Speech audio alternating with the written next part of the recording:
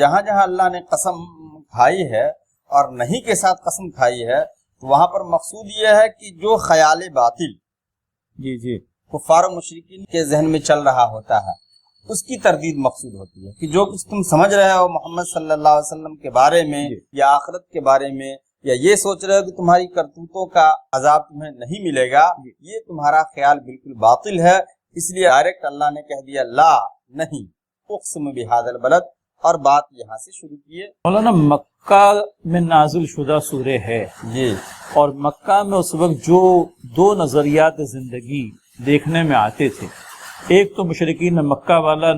زندگی کا نظریہ کہ کہاں کی آخرت،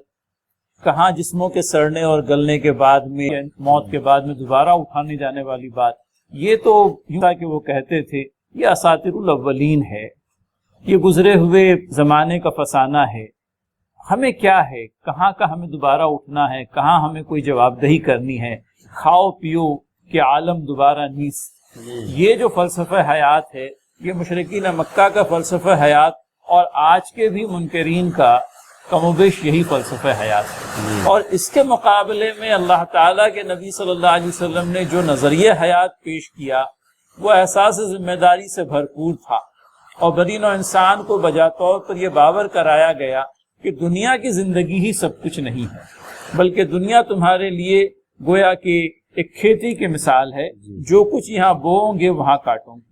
اور احساس جواب دہی سے بھرپور زندگی جینے کی بات اور جینے کا پیغام نبی محترم صلی اللہ علیہ وسلم نے کہا۔ تو معلوم ہوتا ہے کہ بحث اس بات پر ہو رہی تھی